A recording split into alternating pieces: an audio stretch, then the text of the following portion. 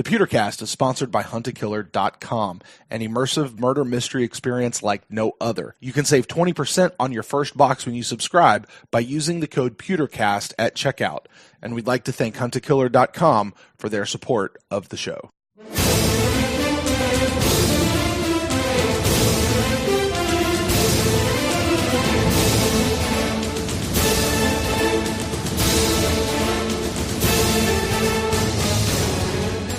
Welcome back to the PewterCast. This is our very first fan interaction show of the season. I'm Brent Allen, your host. Ren Daxt is back with me. And Ren, you know, all those times throughout the offseason we'd said, hey, email the show. We'll get to them on a future episode of the PewterCast. Well, guess what? Yes, we do. Here we are. It's time to get to them.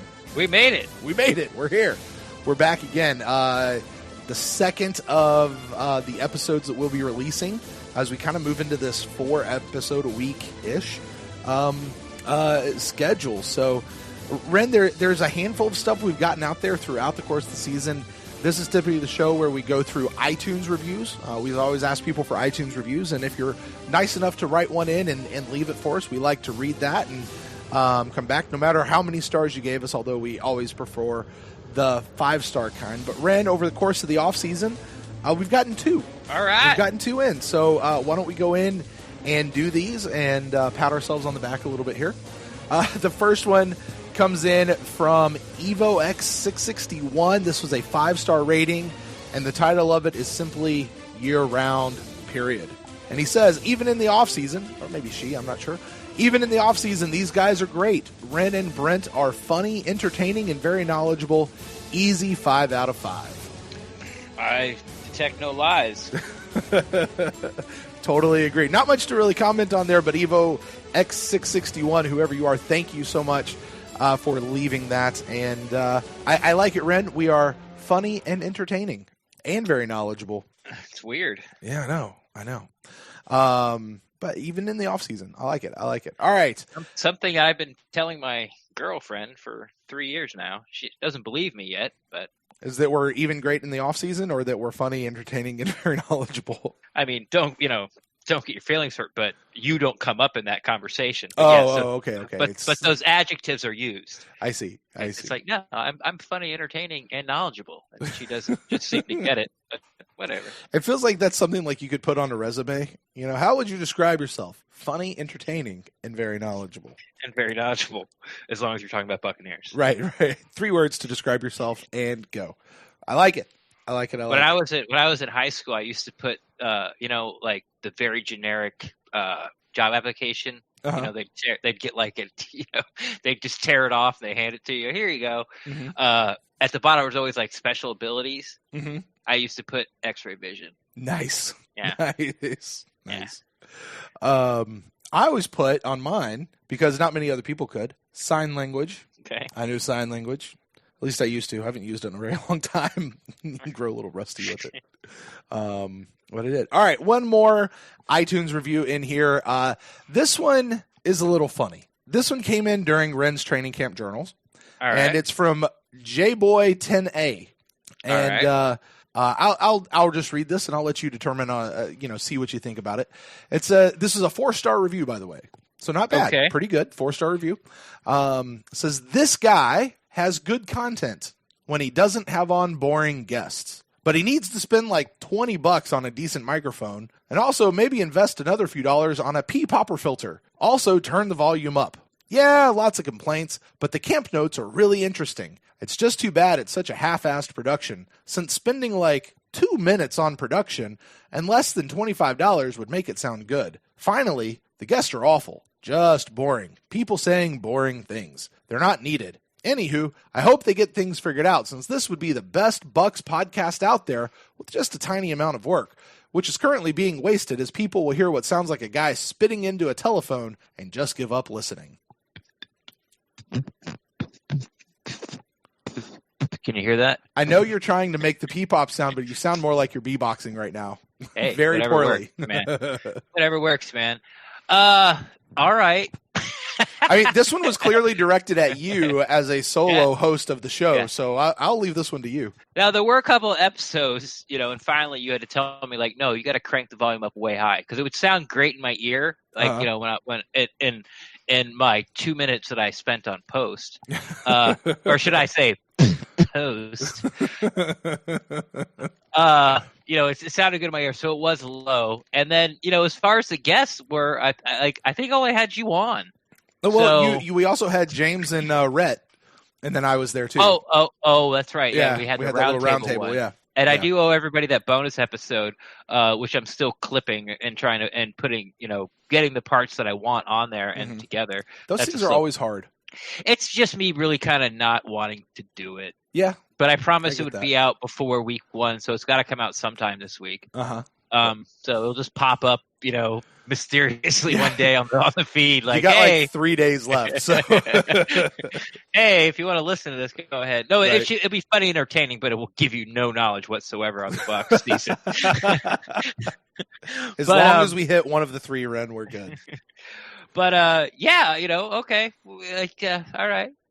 I do like record those on location a lot. So I'm just, I don't know.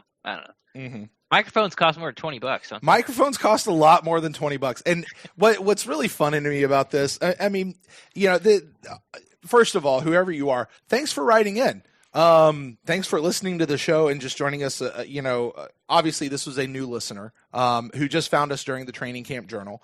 And I will say this, Ren, one thing I really like about the Training Camp Journal, I think it's the best, daily, and I'm going to put that in quotes, daily camp recap that gets put out there in Bucks media. It's the only one.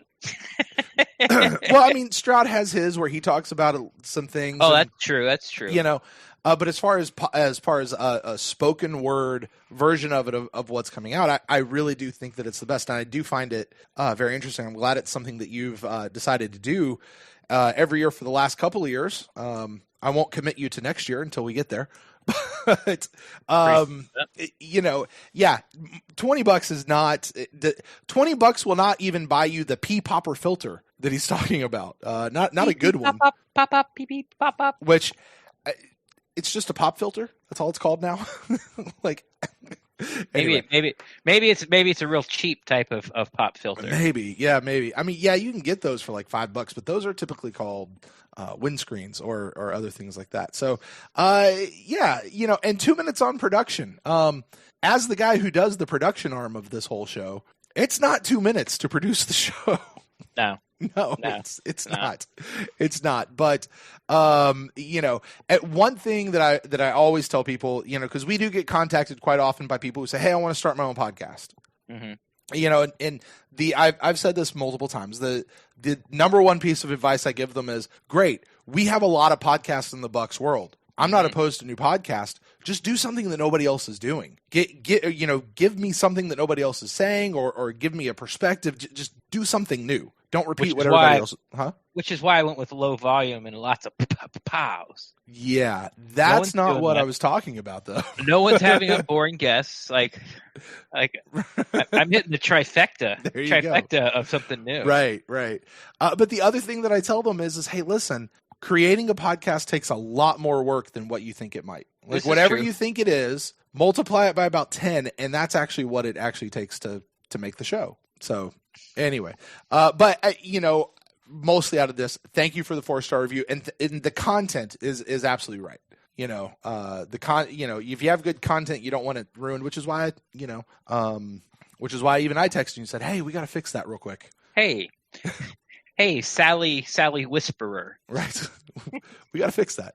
But we do that. So anyway, but thank you guys. Hey, listen, if you would like to send us in an iTunes review, or you have not done that yet, we have lots out there, Ren. We have like almost 120.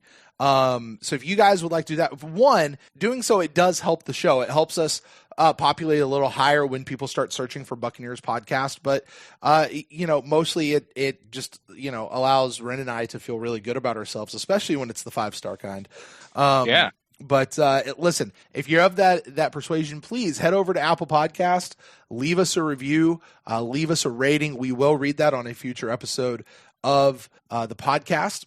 Very grateful. And by the way, if you don't listen to us on Apple, you're one of the, 18% of our listeners who don't. That's cool. Go over to Apple because you probably have an account there anyway, and leave us a review. Then go back to listening to us in whatever platform you want to, or not. Or if the platform you has allows you to leave comments or reviews, do it there as well. We'd love to see those there. And this is honestly one of the ways, Ren, that we get the most feedback from people as far as what direction to take the show and where we go. So it does matter as those things come in. All right, Ren, well, we have 3 emails that have been sent in to us tonight. The first one comes to us from our friend Johnny. I think this might be a new listener. In fact, that's exactly what he says here. He says, "Hey guys, I'm a relatively new listener and I'm really loving the pod.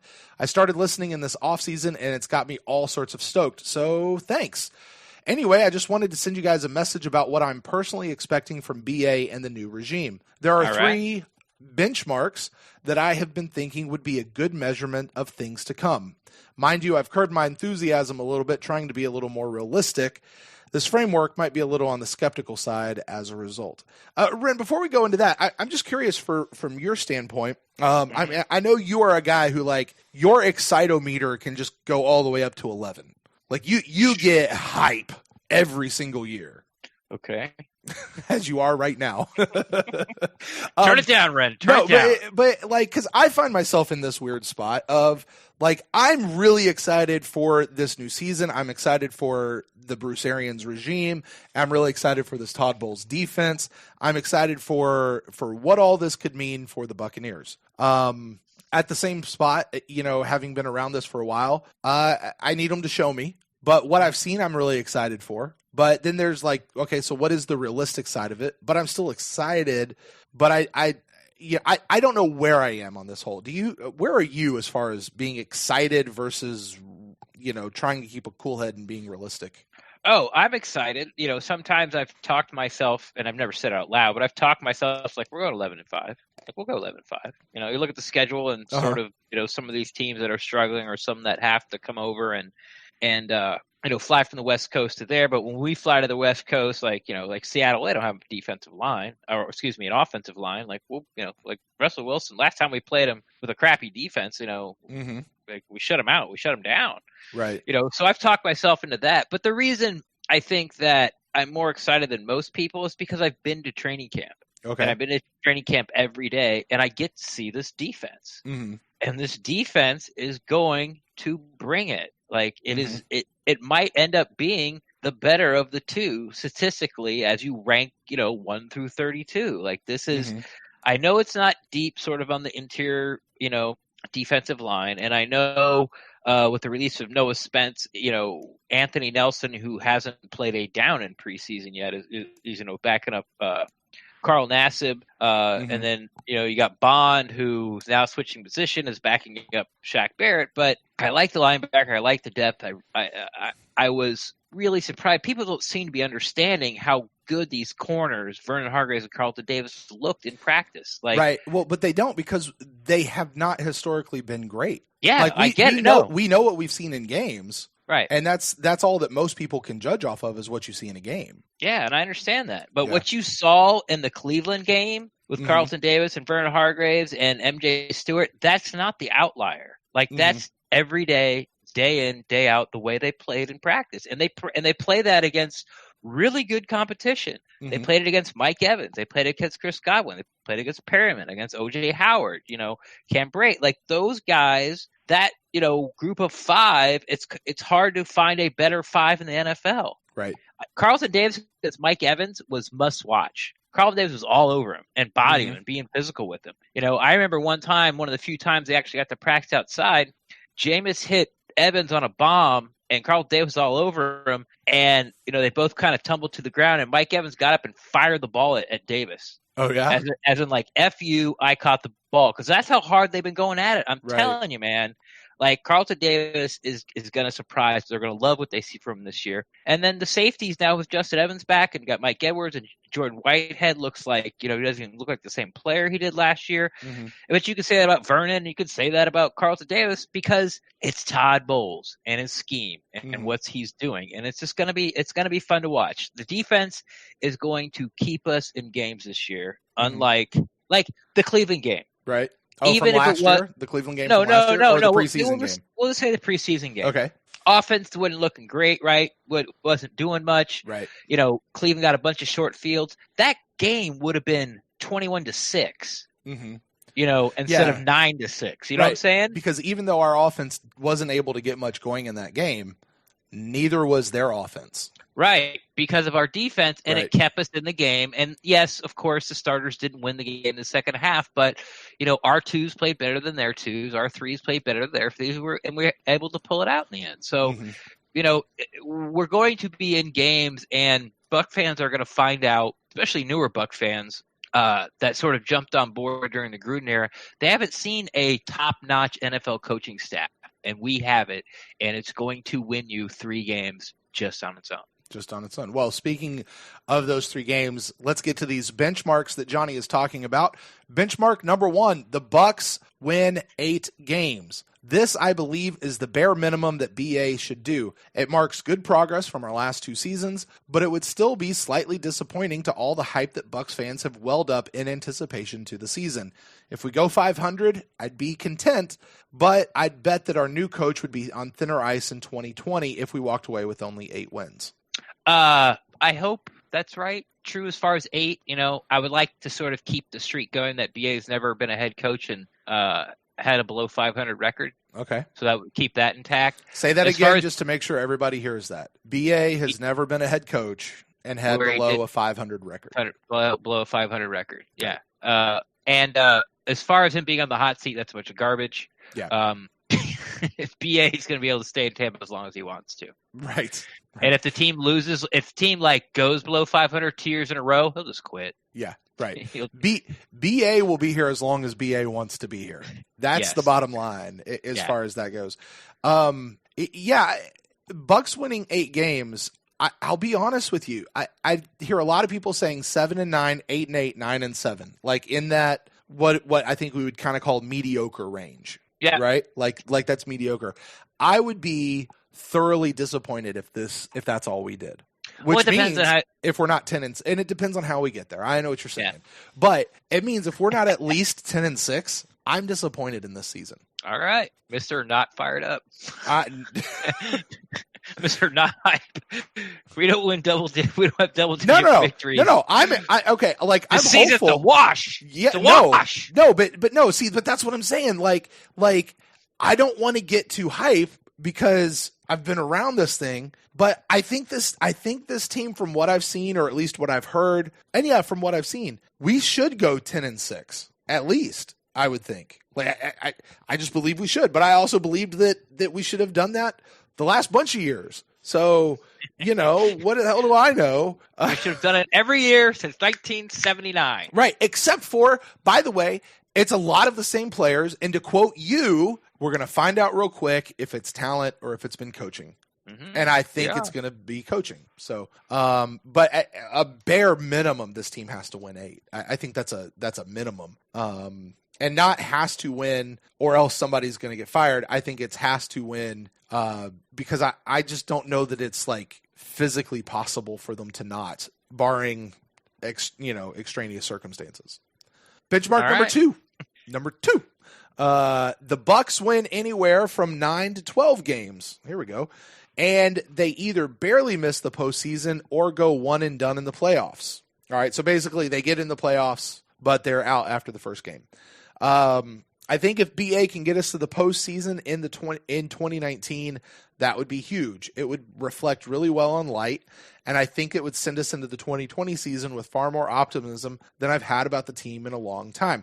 I don't know, because I remember how much optimism I had about this team coming off that 5-win losing streak into that next year. Remember the year of Hard Knocks? 9-7? Yeah, that 9.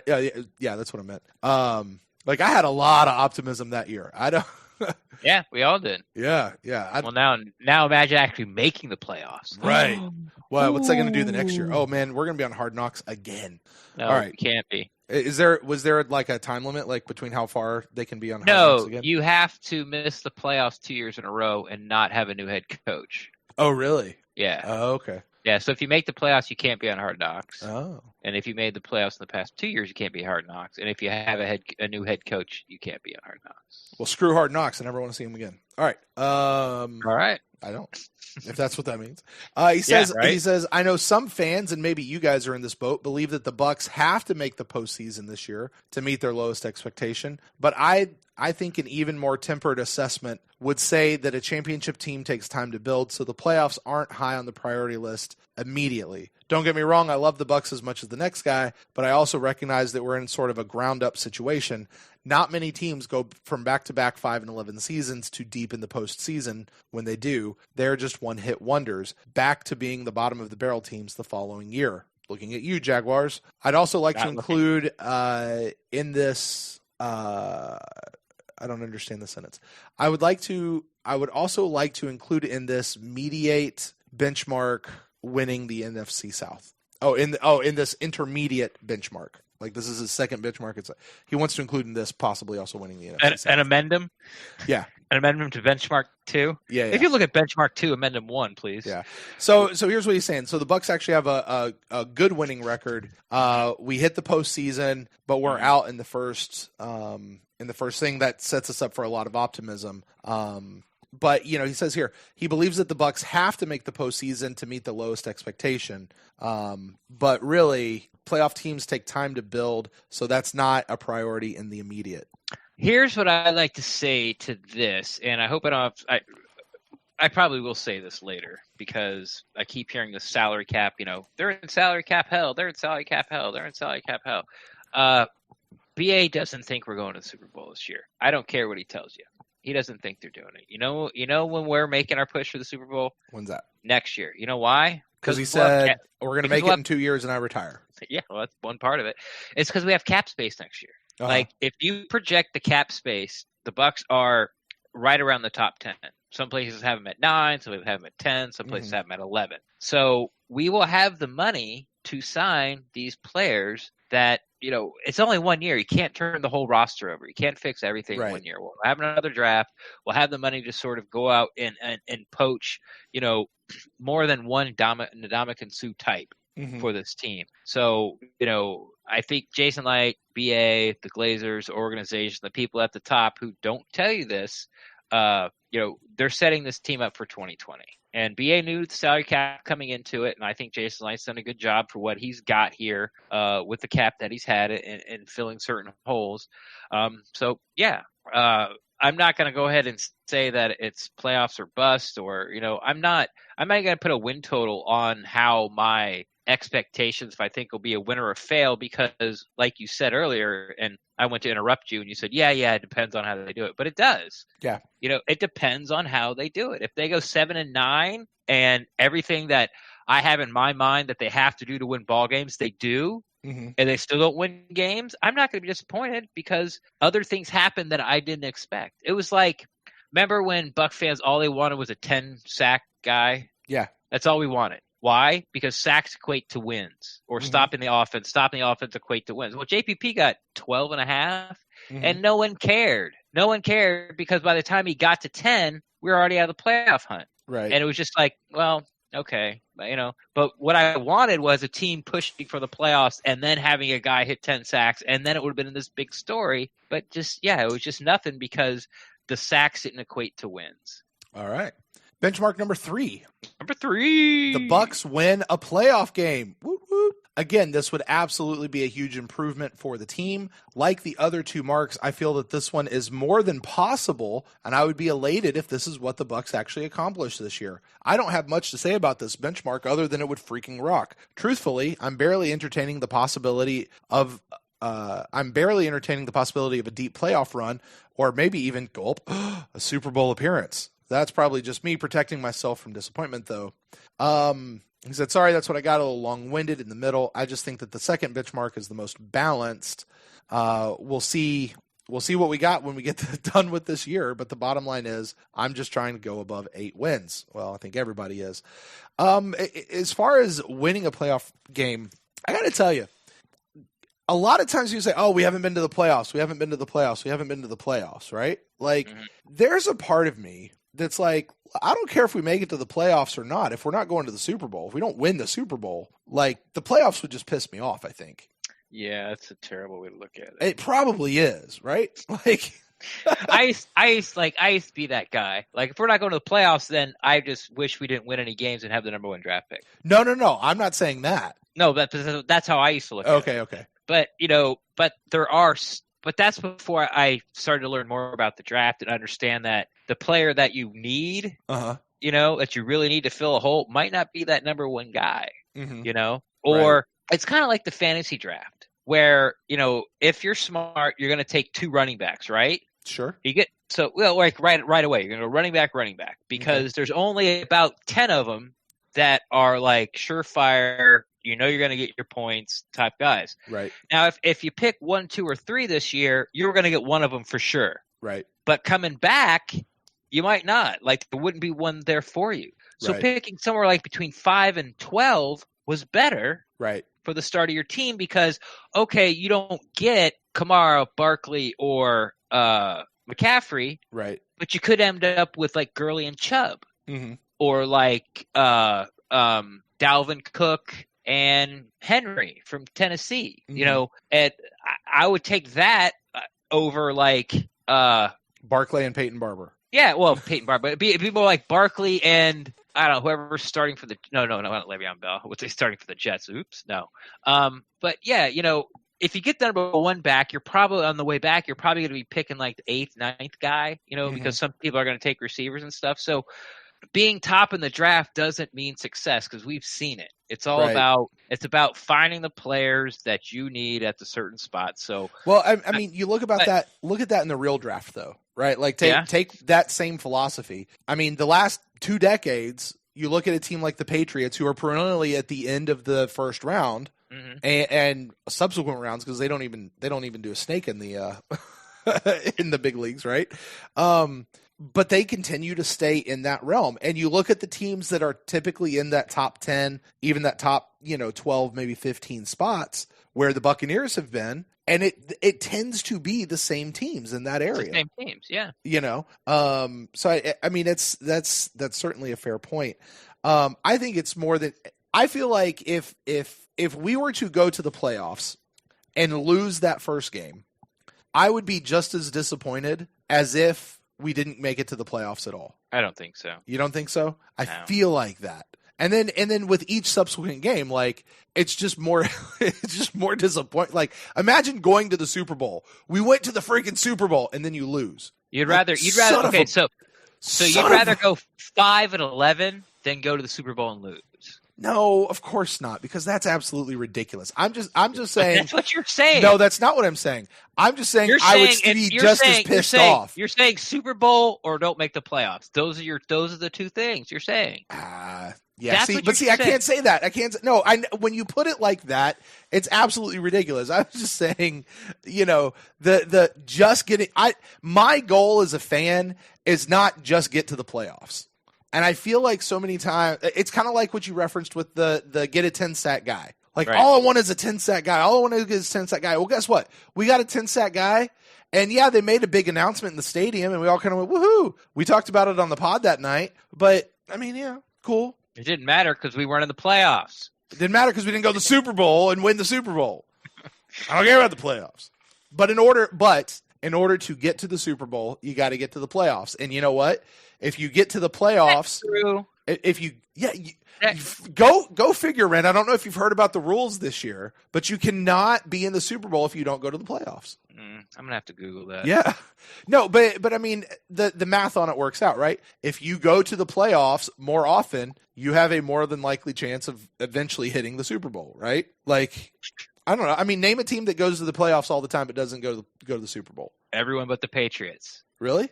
I mean, Steelers are in there, and they hit the Super Bowl every once in a while.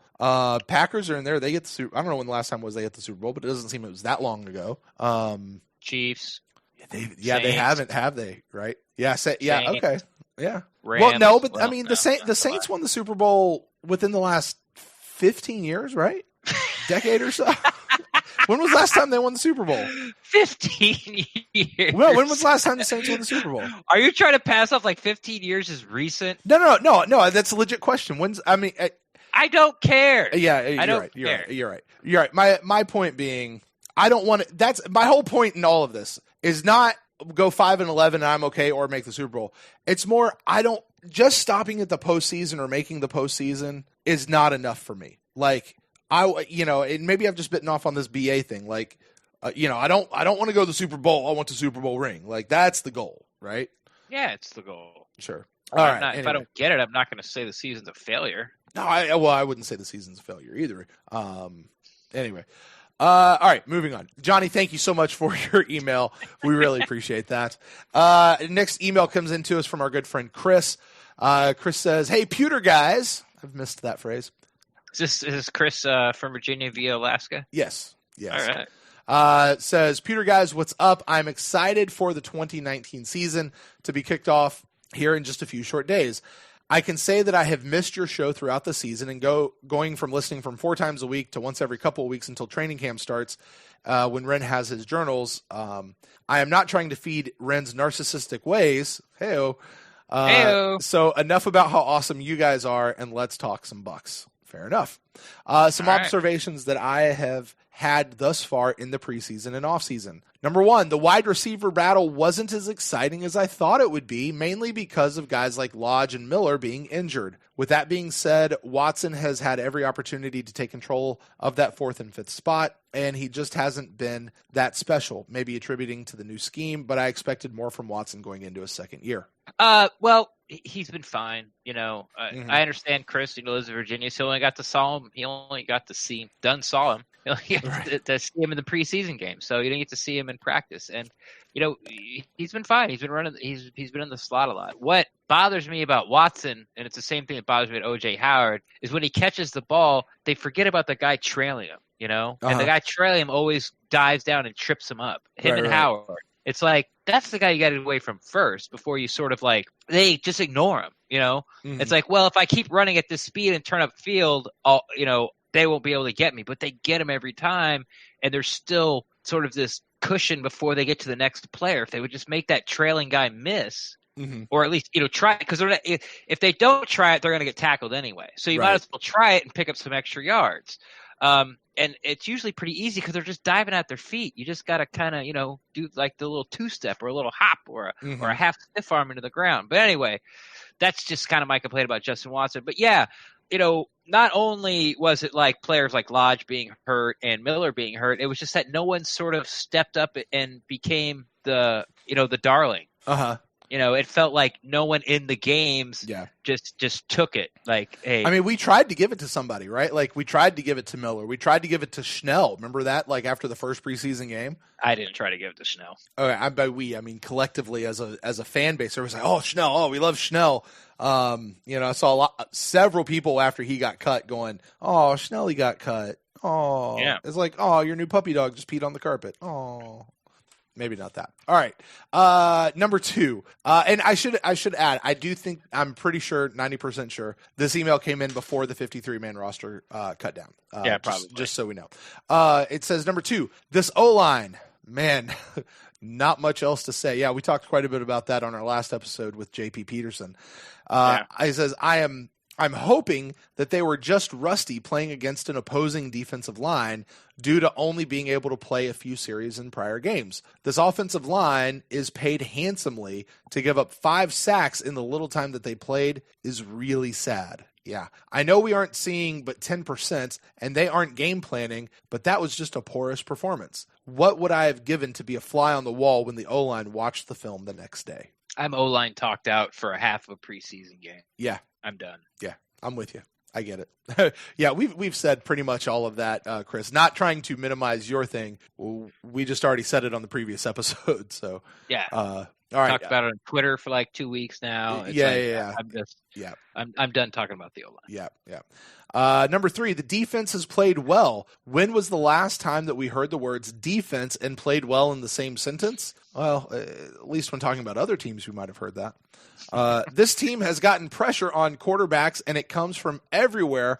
Looking forward to seeing the other 90% of the playbook when week 1 is finally here. Me too. That it? Me too. Yeah. Yep. Todd Bowles' defense going to be fun to watch. There you go. Keep saying it. Put that on a T-shirt. Number 4. So far, we have a kicker, knock on wood. Matt Gay is as advertised. Needed to see some consistency in the short-range kicks, though.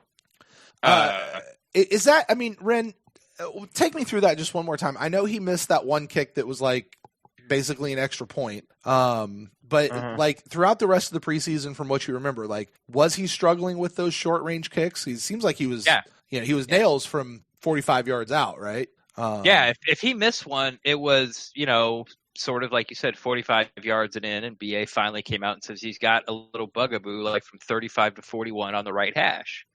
Okay. Right, yeah, we talked about that in a couple of episodes ago, I think it was now. Yeah, it was like, well, why don't we just run the ball to the left hash then? Problem solved. No, Gabe's got a generational leg, and he's going to prove it, and he's going to be our kicker for a long time. Generational leg. Now, you say that, and I start thinking of guys like Adam Vinatieri and Steven Gostkowski and stuff like that. They don't have generational legs. They have generational accuracy. Fair enough. All right. Number 5, Leftwich has done a pretty good job of calling the plays thus far. It seems like a balance of pass and run plays. I really like the addition of the quick passing game, something that we've all felt has been missing. There are other ways to score rather than going deep on every single play. Speed kills. Yeah, I think, everyone's sort of been happy about that. And, our last episode, we were talking to JP, and I didn't get sort of to say it.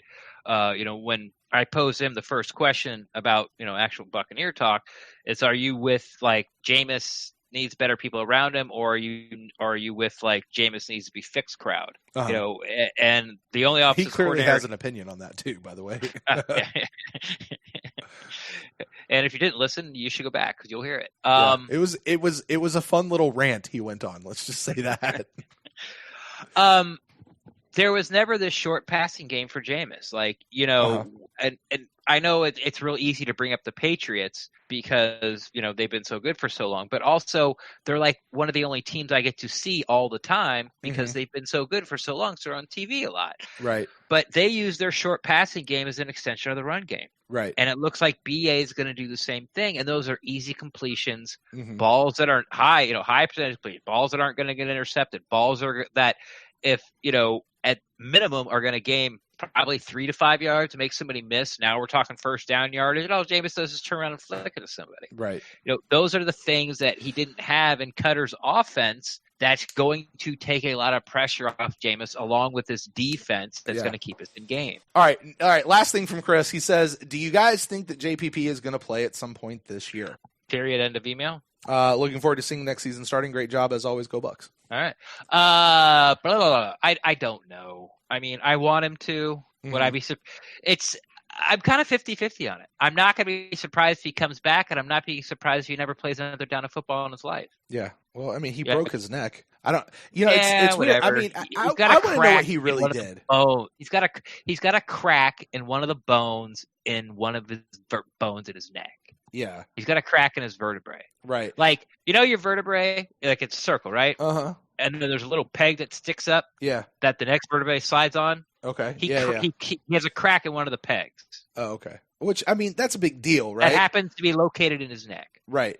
All I'm saying, did you hear the 911 call that he put in? I actually heard it, and they asked him, like, are you injured? He goes, no, I'm fine. Yeah. Like, in the moment, he was like, no, I'm fine. And I remember that when the whole news first came out of like, no, he's fine. And they're like, maybe not. And then, other stuff came out. But, I don't know. He's got a hairline fracture in his neck. Yeah. Well, we certainly don't want it to go to an all-the-way fracture. But you're right. I mean, it could go either way, right? If he didn't play another down because he's got a freaking broken neck, hairline or not, or he comes back and plays. And by the way, did you see his little Instagram post the other day? Nope. Like, apparently he's back, back around the facility. So. Oh, yeah, I saw that. Wasn't from him, though. Yeah, he showed up to practice and is now cleared for football. Not football. I think he's cleared for rehab. Yeah. Yeah. And like my answer is that like, oh, someone just told his bone now it's allowed to start healing. Like, right. What is that? What does that even mean? Right. You're cleared to hey, bone in hello, JPB's neck bone. You're allowed to start healing now. Right. Like, I don't even know what that means. But anyway, the good news about all of that is there was no setback. Right. That he's still on a path that might possibly lead him back to the Buccaneers this year. There you go. Well, hopefully we'll see him get back and, we'll actually be able to make use of the salary we're paying him. That helped pinch. All right, Ren, well, our final email of the night comes in from our good friend Javier from all the way down in Panama. Not Panama City, but Panama. He says, hello, Brent and Ren. Finally, the 2019 season is upon us. I'm excited about football being back. I fully predict our Bucs will improve from last year's record, but I have not let my fandom interfere with my prediction for the season. Doubling wins from one year to the next in the NFL is something miraculous, and as much as I believe in our new coaching staff, I don't see any miracle workers amongst them. That's why I predict we go 7-9 this season, but we will get out of fourth place in our division. Let me stop there. If we go 7-9, does that bring us out of fourth place in our division? Obviously, it depends on what everybody else's record is. But I mean, like, do you think that would be good enough to get us out of the basement, or are we just in that good of a division? Well, it depends on what everyone else's record. Yeah. It does. I mean, I don't know. I mean, you hear it, you're like 7-9. That doesn't, sound like necessarily a non-basement dweller, but. There has been some teams that have gone to the playoffs with 7-9 records because it won their division. Right. Rare, but it has, sort of recent as far as NFL history goes. But yeah, I mean, Wasn't there one year that the NFC South, like, no team had better than a 7-9 record, and so we still sent, I think it was the Panthers that year, went to the playoffs? I think they went 7-8-1. Yeah, something like that. They were like 7-8-1. Yeah. Yeah. All right. So he gives us some questions for us. He says, questions. Number 1, after seeing only 3 drives of our Bucs during the preseason, how do you expect our running backs, Rojo and Barber specifically, to split the carries? Oh, like percentage wise? Sure. Yeah, I'm sure that's what he means. Like it's going to be 80-20. Oh God. See, at training camp I would have been, or before training camp I would have been like 80-20 Barber, like Barber. Or would it be that Barber's in on first and second down, and then no matter what you pull him out and bring in the other guy. Or whenever you're passing, you got to bring in the other guy. I think it's going to be from play to play. Like it's not going to be series to series, and I'm not sure exactly if it's. And Bruce Arians is going to ride the hot hand, so if whoever sort of gets 2 plays in a row or gets 2 positive plays or bigger plays, picks up a first down, maybe breaks a tackle, does a little something extra to get, to keep the drive alive, will be the guy who starts to get more feeds. So, I think it's going to start off Barber, but by the end of the season, I think it's going to be really close to 50-50, like 55-45, something like that. And it could be either one. Right. Because as we've talked quite a bit, they are wanting Rojo to take that number 1 spot. Like that bodes well for the Bucs, right?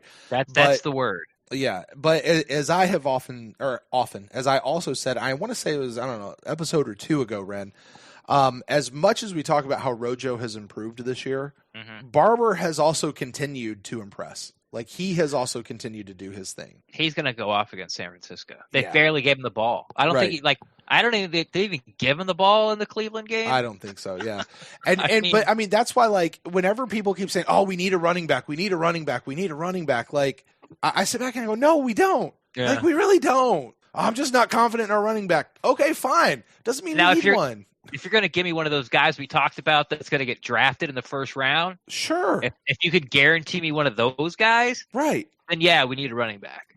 But you know what I mean? Listen, we'll upgrade any position, Ren. You're giving me Le'Veon Bell or Shaquille Barkley or Kamara or McCaffrey. Oh yes, we need a running back. Yeah. Melvin Gordon? No. Look at his stats. Right. No, he has 1,000-yard thing. What's great about Melvin Gordon is somehow he gets in the end zone. He scores like 13 touchdowns and his numbers are not much better than Peyton Barber's. They're not as far as rushing because we don't throw Peyton Barber the ball. So, I mean, Melvin Gordon isn't this wannabe all back. His numbers are average. I think he's averaged over 4 yards a carry once in the 4 years he's been in the NFL.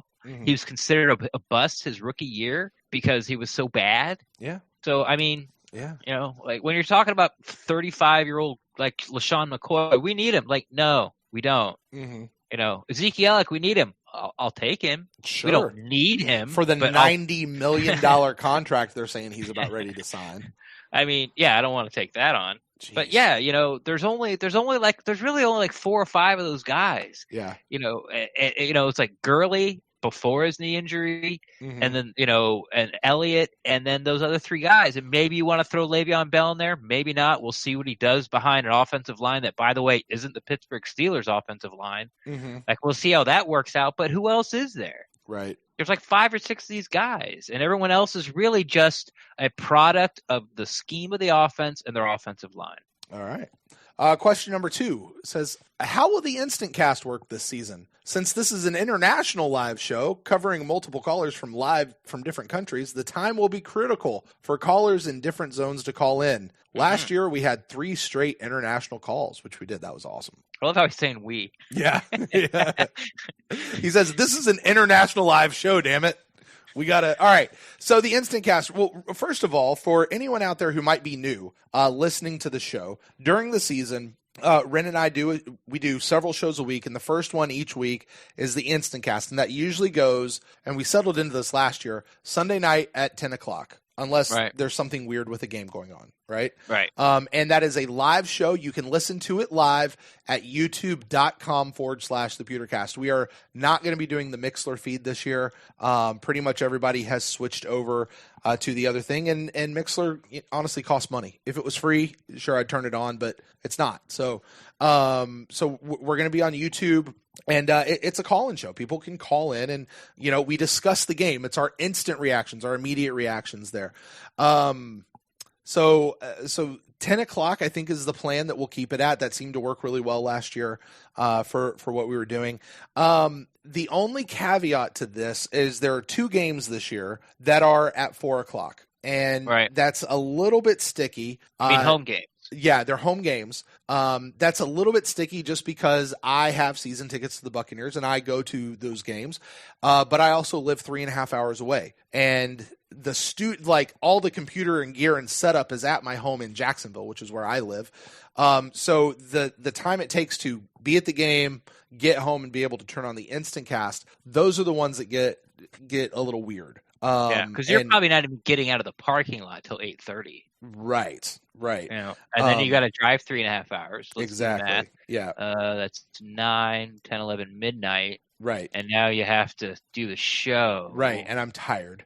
And, so Ren and I are going to figure out, we had a discussion about maybe actually having a hotel room and being able to just bring everything down. But that, there's a lot more moving parts and pieces to that. Because to do a live call-in show, Ren, takes a lot. It takes a lot of gear. So we're still figuring out, but that's only 2 games. It's the first game against the 49ers, and then it's the second home game against the Giants. All the away games, 10 o'clock InstantCast Sunday night. And the rest of the home games are all 1 o'clock games. So unless something gets flexed later in the season, which maybe it will, we should be good for a 10 o'clock InstantCast the whole rest of the season.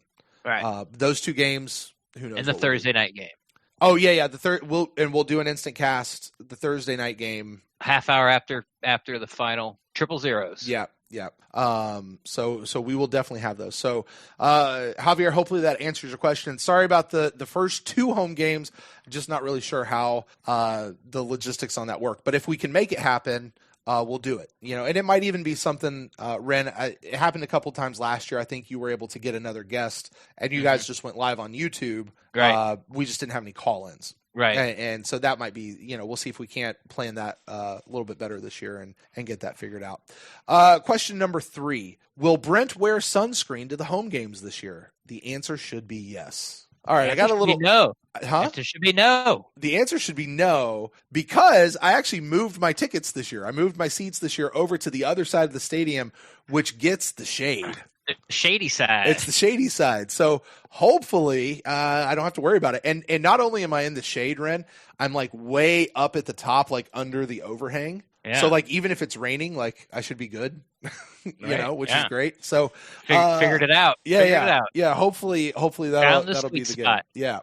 So But it was so crushing, when you'd be nice enough to offer me tickets and we'd go to the game, we'd get there and we'd walk out to the seats before the game and they'd be in the shade and you get all excited. Yeah. Yeah. It was so nice. Yeah. And then as kickoff approached, the sun you just see it like creeping up the rows towards you and you're just like, no. Right. Oh no, it was because like the way it just happened to work out.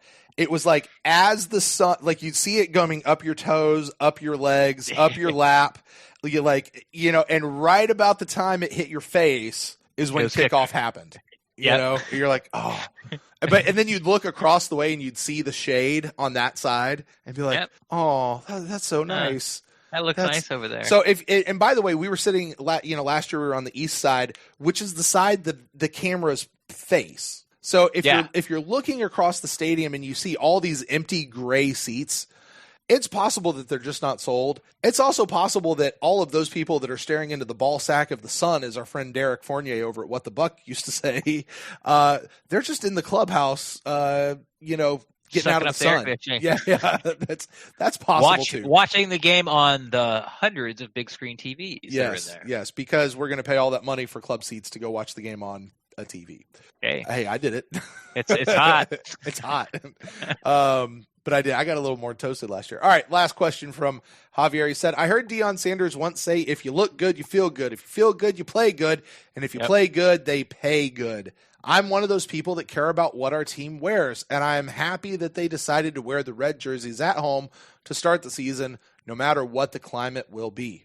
It's not really a question there, but I'm with you. Yeah, I'm with you. This is something I said, when I wanted us to wear red at home. It's not that I don't hate the white on white. I really don't. I just want to wear red at home because that's, when I think the Buccaneers, and it doesn't matter what you think about the uniforms, hate them, love them, font of the numbers, orange, jack, whatever.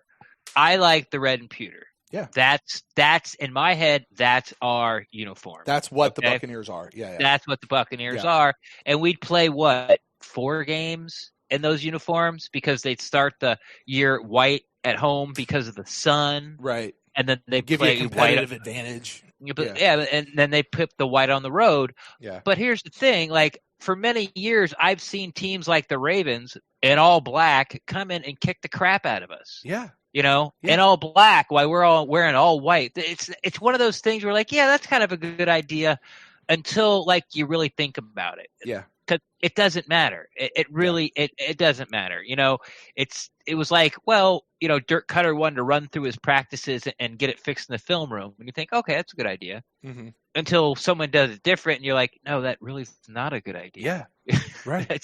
Like I get the logic, but it's not working. Yeah. And so just for being selfish as a fan, I just want to see us in red because I don't think it matters. Right. I sent out a tweet after the news went out where they did for the first time. The Buccaneers said, here's our color choices for the entire year. Yeah. Like it's out there. You can go find it. Well, they have to do that. They just used to keep it in house. Well, sure. But and they would usually tell us the week ahead of like, here's what we're wearing this week. Right. Yeah. But no, my personal opinion is that the red uniforms, the red and pewter look far better than white on white. I actually prefer the white on pewter, the white jerseys with the pewter pants or the gray pants or whatever, to just white on white. Like I personally don't like white on white for any team at all. That's my own personal opinion though. Especially when you get somebody who's wearing the white long sleeve undershirt as well, like Donovan Smith does. It just doesn't look good. Do the white on whites equate to losing? No. Did the white on whites ever really affect our, or the colors ever affect our game? No, they didn't. I just prefer the other look. And like you, Ren, the good colors are the home colors. And so if those are the ones we're going to wear, by the way, you look around, when people purchase jerseys, do they purchase the white jerseys or are they purchasing the red jerseys? Mostly. Red. It's the red jerseys. Go on your app right now, your Twitter app or your text messaging app. Pull up your GIFs or your GIFs, type in Buccaneers, and look how far down you have to go before you get to one of a white jersey. It's all red jerseys for the exact reason of what you said, Ren. Our Buccaneers are red and pewter. That's our colors. It's not white and white. It doesn't matter for the outcome of the game, but I agree. I hear what Javier's saying here, and I if you look good, you feel good, and if you feel good, you play good. I wonder. I don't think that the uniforms are going to matter a hill of beans to the deal, but it's going to make me feel better about it as a fan. Yeah, it just is. Like it's just So if I feel good, I cheer good. There you go. And if I cheer good, teams win. There you go. I happen to like the uniforms outside of the numbers. Yeah, I'm the same way. I really do. I don't mind the uniforms outside of the numbers. So, all right, with that, that is our final email. Thank you, Javier, Chris, Johnny, and to everyone who sent us in the iTunes reviews. Ren, that's going to wrap it up for our first fan interact. We got to have a better name for this show. But that's going to get it for this one. Listen, guys, throughout the season, send us in your emails. Typically, it'll usually be about the game that we just played or something that's happened over the course of the last week. But you guys do that. We'll have this show throughout the course of the season. As long as you guys are sending in emails, we'll keep doing it. So you guys do that. You can find us at the PewterCast@gmail.com. We'd love to do that. Ren, why don't you tell the folks out there where they can get in touch with you about anything we've talked about tonight? Best place to find me is on Twitter at Rendax, REN_DAXT. I'm always down to talk Buccaneers football, but if you have something private or you don't want to throw out the Twitter sphere, feel free to slide into my DMs and I will talk Buccaneers football there with you as well, too. And if you guys want to get in touch with me, you can find me at Brent Allen Live on Instagram and on Twitter. And the show, you can find us on Twitter and on Facebook at the PewterCast. And as I mentioned just a moment before, the PewterCast@gmail.com. Also, don't forget those iTunes reviews. We crave those, please. We always prefer the 5-star kind, but we'll take whatever you got. And if you want to know how you can support the show, hey, use your code over at huntakiller.com. By the way, Ren, I have finally solved the murder. Have you? I've solved the murder. I won't tell you who it was, but I've solved. Do what? Was it the butler? It was not the butler, who does not exist in this particular game. So, it's always the butler. I've seen enough movies. It's always a butler. Yes, even when there is not a butler character, it's still the butler. But listen, it's great. Somebody named Butler. My second season of Hunt a Killer is on its way. I have no idea what it's going to be, but I'm excited to dive into it. So you guys can do that. That'll help support the show. Or go over if you want to support the show directly. Patreon.com/PewterCast. We've got new tiers. Make it a little more affordable if you want to come in and help us support the show. We've got those going on as well. So make sure you go check that out. And I want to say hello to everyone who is already supporting us there on Patreon. You guys are awesome. Well, guys, that's going to do it. We've got the Buck of the News show coming up here in just another day or so, Ren. So until next time, we'll close the show out as always. Go Bucks.